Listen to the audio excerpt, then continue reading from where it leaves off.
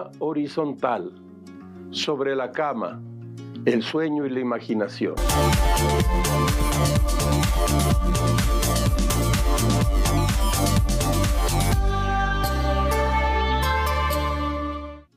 Bienvenidos a La Otra Aventura, un espacio dedicado al mundo de los libros. El poeta simbolista Charles Baudelaire escribió que la vida es un hospital donde cada enfermo está poseído por el deseo de cambiar de cama.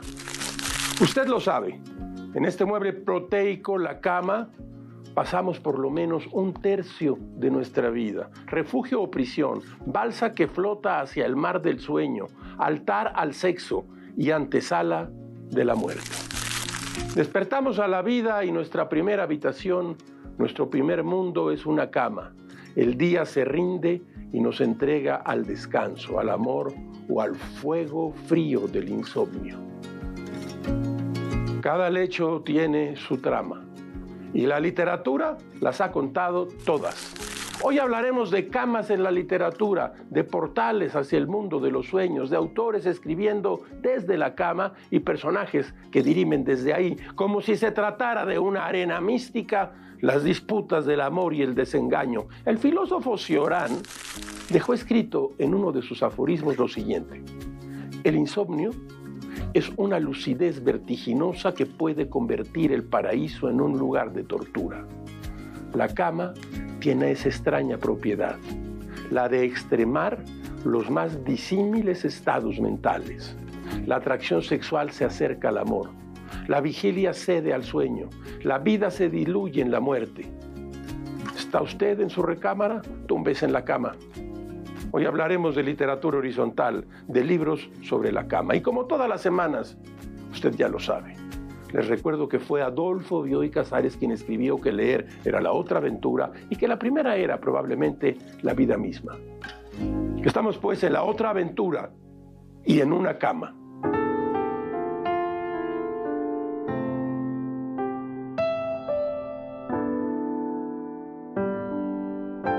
El escritor británico Anthony Burgess cobró fama internacional cuando Stanley Kubrick adaptó en 1971 su novela La Naranja Mecánica. Pero su obra literaria nos enfrenta con una de las mentes más prolíficas del siglo XX.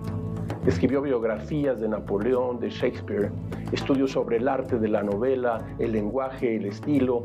Entre sus libros se cuentan ensayos literarios sobre la obra de James Joyce o una versión moderna del Cyrano de Bergerac.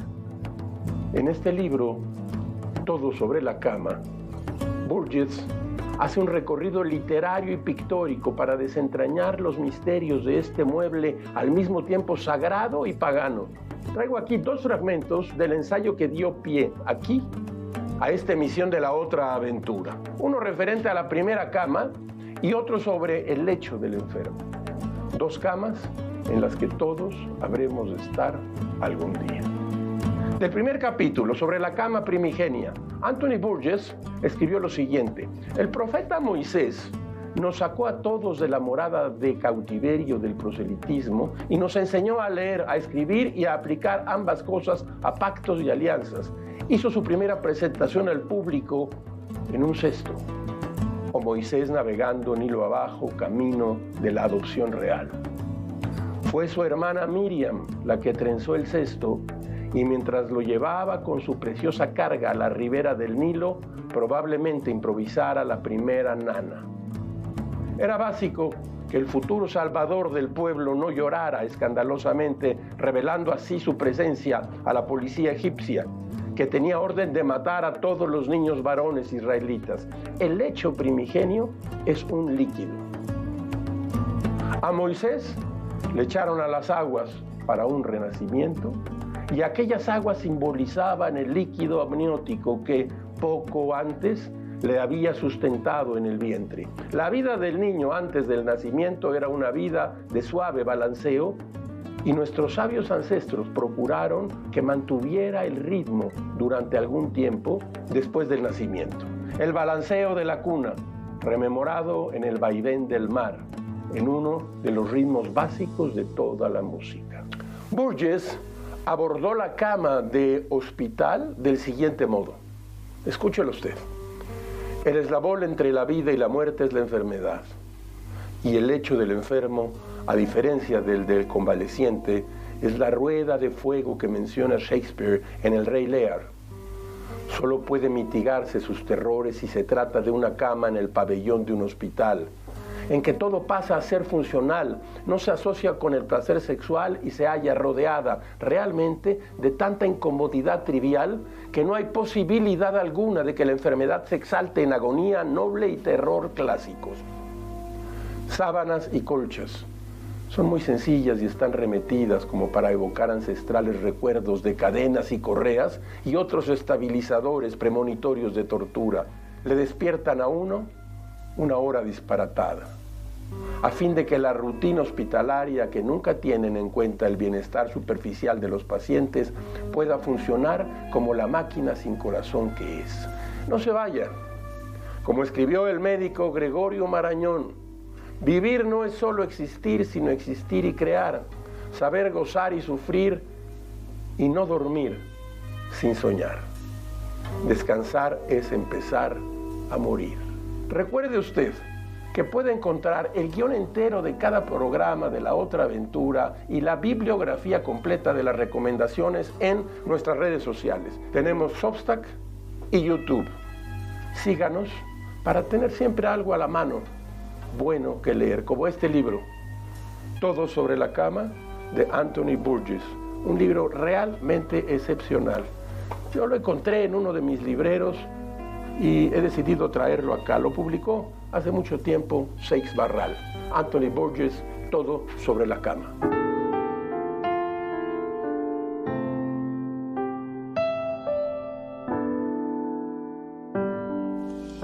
La forma física del insomnio, nos dice David Jiménez Torres en su libro El mal dormir, publicado por los Libros del Asteroide y que tengo aquí en este dispositivo. Recuerden que convenimos en usar a veces dispositivos y a veces libros de papel, aunque yo elijo siempre el libro de papel. Pues bien, este autor nos dice que la forma de dormir ha cambiado radicalmente en los últimos siglos y apunta: no debemos perder de vista que las camas cómodas suponen una novedad en términos históricos. Dar vueltas y vueltas en una cama suave es algo de lo cual no podían presumir las personas en el siglo XIX y antes. En su ensayo sobre los maldurmientes, Jiménez Torres recupera algunos datos interesantes sobre la historia de las camas contemporáneas. Escuche usted esto. A mediados del siglo XIX, la compañía estadounidense Good Home Domestic Cyclopedia dividía los colchones en 10 tipos distintos según su nivel de confort. En orden descendente eran plumón, plumas, lana, vellón de lana, pelo, algodón, virutas de madera, algas marinas, acerrín y paja.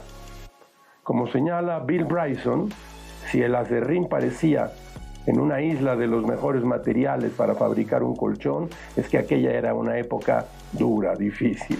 A propósito de estas historias de incomodidades y camas duras, comenta Jiménez Torres, se ha creado el mito de que los seres humanos no debemos dormir en lechos suaves, pues el estado natural de nuestros cuerpos nos permitiría dormir en el sueño de la cueva. Sin embargo, nos dice el autor de El mal dormir, hay en contra de esto poderosas evidencias. Por ejemplo, el valor que nuestros antepasados concedían a sus camas en la Europa preindustrial eran uno de los bienes más frecuentemente incluidos en las herencias de los primogénitos, es decir, eran vistas como uno de los objetos con los que se favorecía a un hermano frente a los demás. También era una de las primeras compras que una familia humilde hacía en caso de ver mejorada su economía. ¿Se ha dado cuenta usted de la gran cantidad de anuncios sobre colchones que inunda la televisión? Por algo será.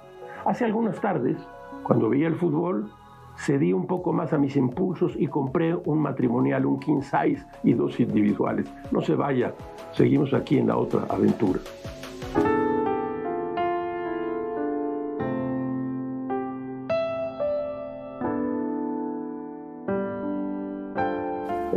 portada de sus diarios, alrededor de 1910, el escritor nacido en Praga, Franz Kafka, escribió lo siguiente: creo que este insomnio solo viene porque escribo.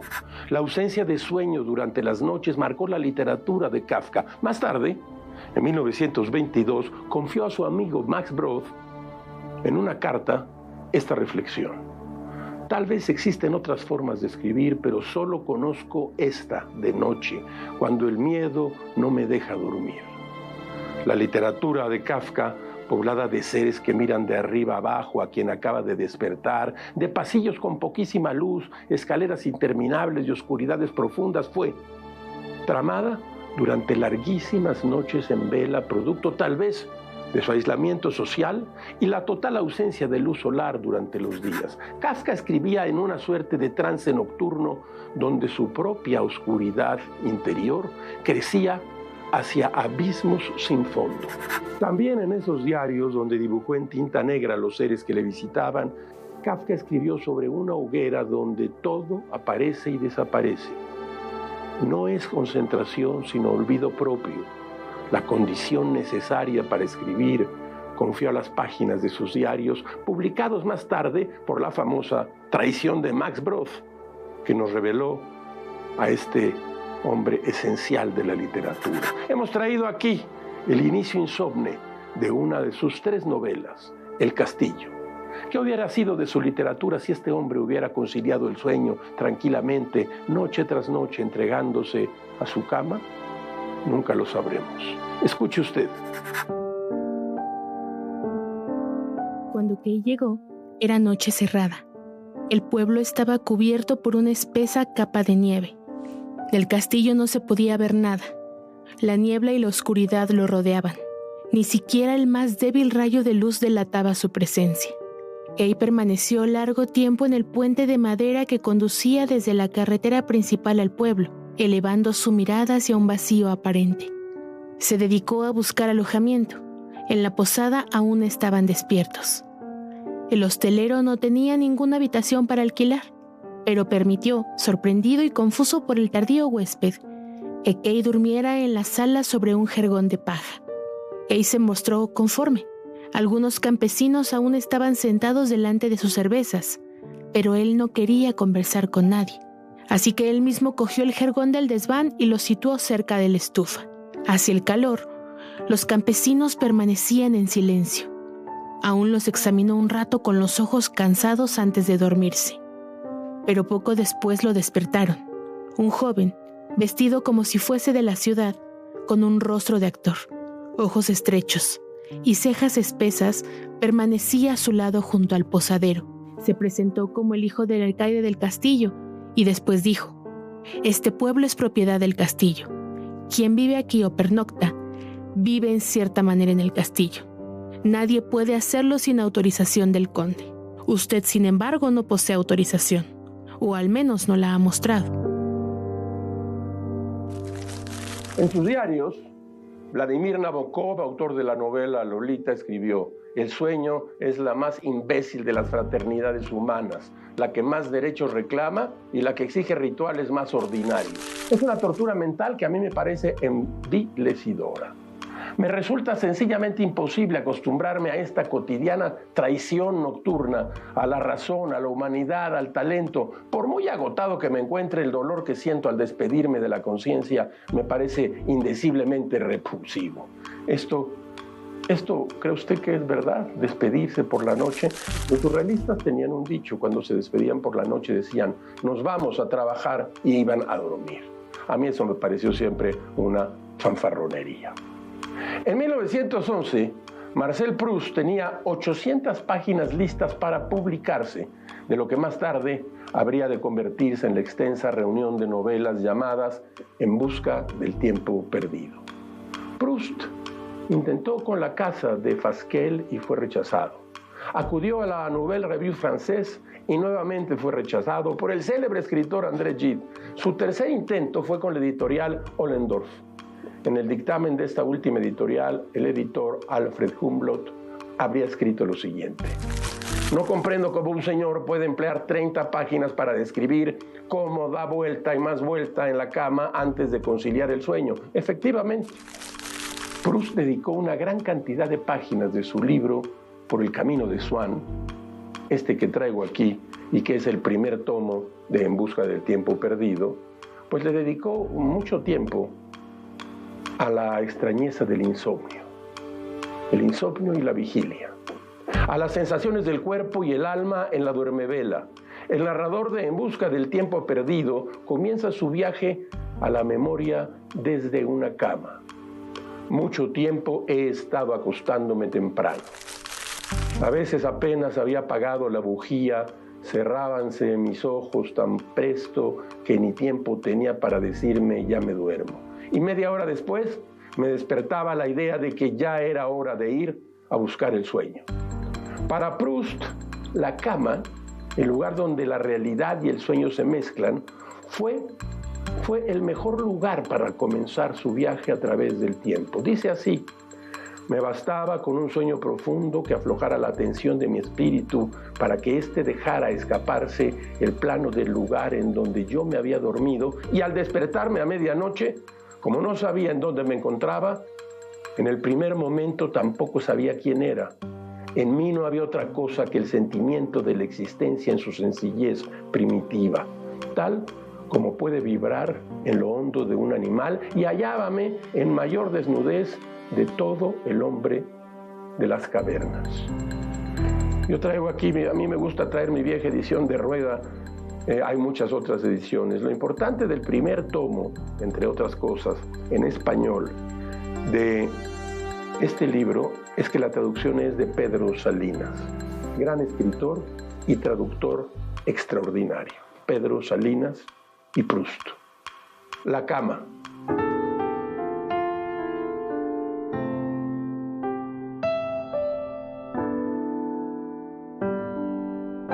Ustedes lo saben, en el taller de La Otra Aventura traemos películas, libros, asuntos que tienen que ver con la emisión a la que hemos dedicado esta tarde La Otra Aventura. Y traigo aquí algunas películas. Esta es una gran película de amor, Elsa y Fred. ¿La vio usted? Si no la ha visto, tiene que verla. La historia de amor de dos hombres mayores, de dos viejos. Esta es una serie que seguramente usted vio. No es la gran cosa, pero es divertida, es emocionante. Véala en la cama. Se llama The Affair y es la historia de una larga infidelidad. Una infidelidad apasionada que ocurre en la cama. Se puede encontrar en algunas de las plataformas que tiene usted en su televisión. Melancolía. Esta es una película dura, difícil. Es la historia de una mujer deprimida que no puede salir de su cama. Melancolía.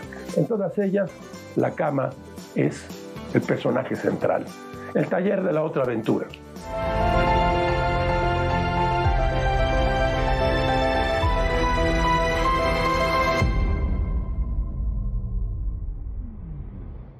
Es considerado un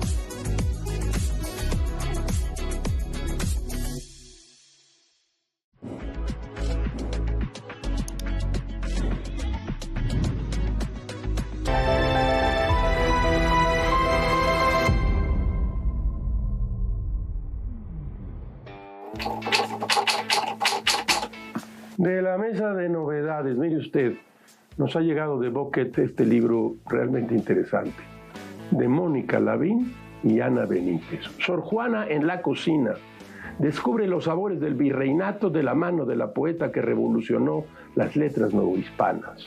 Y trae no solo recetas, sino historias de cómo se comía en el virreinato. Está de lo más interesante.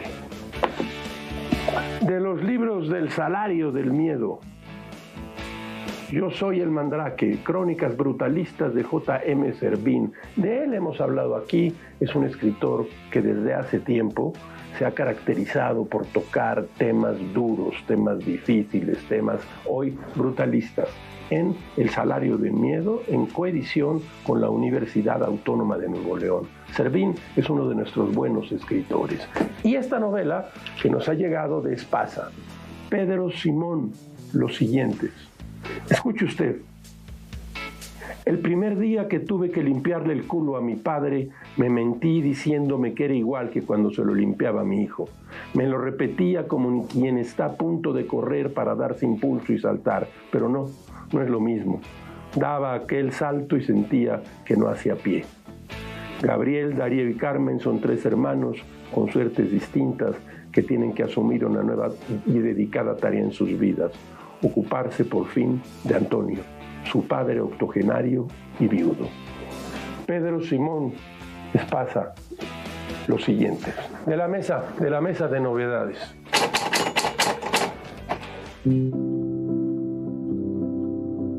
En la insoportable levedad del ser, la cama no es un refugio. Es el lugar donde los personajes piensan, discuten y se contradicen. Todo lo esencial sucede ahí. El deseo, la culpa, el miedo a la muerte. Tomás, cirujano en la Praga ocupada, separa el cuerpo del afecto. Su vida se apoya en una idea de ligereza.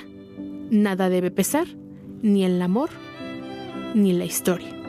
En la cama busca el instante, no la permanencia. Teresa, en cambio, concibe el cuerpo como una forma de verdad. Ama con gravedad.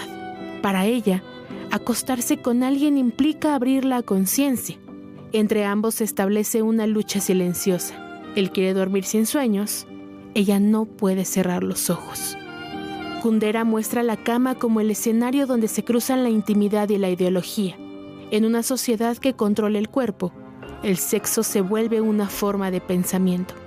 Cada encuentro es también una reflexión sobre la libertad y la responsabilidad.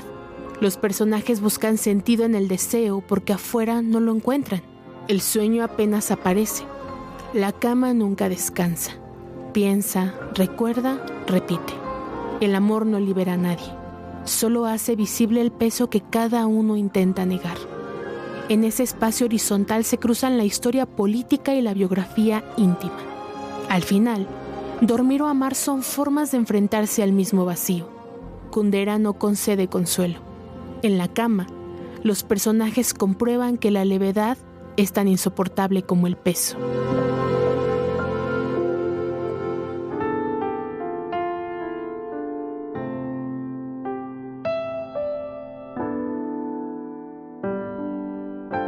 Como una balsa que se adentra en las espesuras del Pantanal, la cama zarpa hacia el sueño. Es la pira en la que el pensamiento se hace humo y se eleva al indescifrable mundo onírico.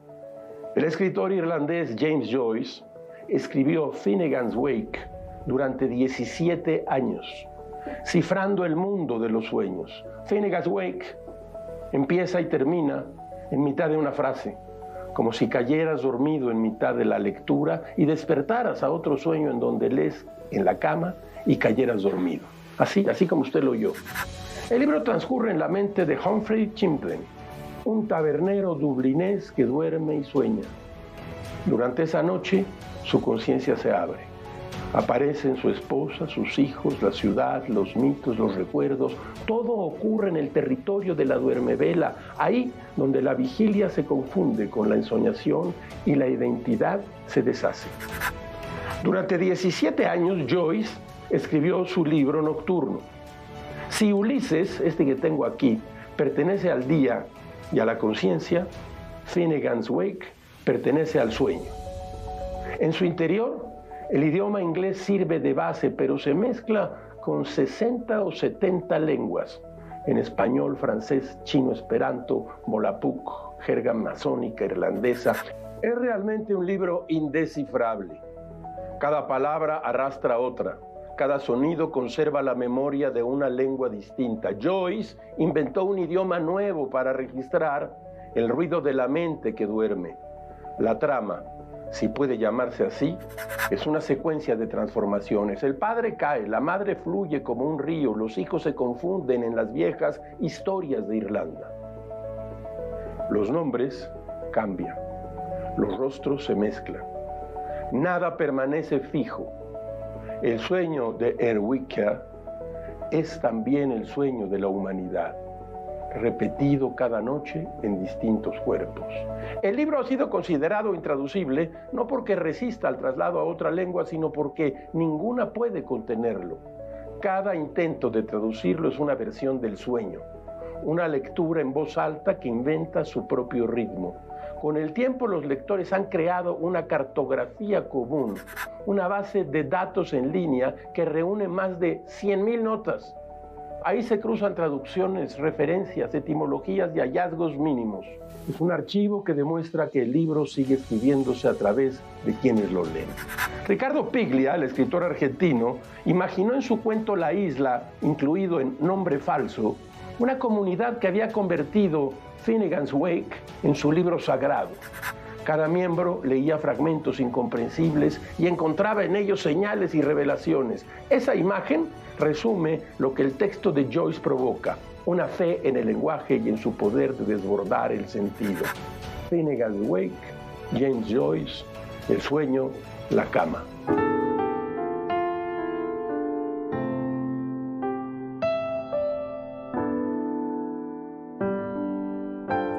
Y como todas las semanas, usted encontrará aquí un espacio para las frases célebres, esas que se dicen en las sobremesas, esas que sugieren y son puertas a la lectura. Escuche usted esta. No es lo mismo estar dormido que estar durmiendo, porque no es lo mismo estar jodido que estar jodiendo. Camilo José Cela. Nosotros nos vamos, pero se queda usted con mi compañero Max Espejel, con la mejor información del día en ADN Noticias. Yo soy Rafael Pérez Gay y los espero aquí la próxima semana. Abres una puerta y aparece un mundo. Eso es un libro.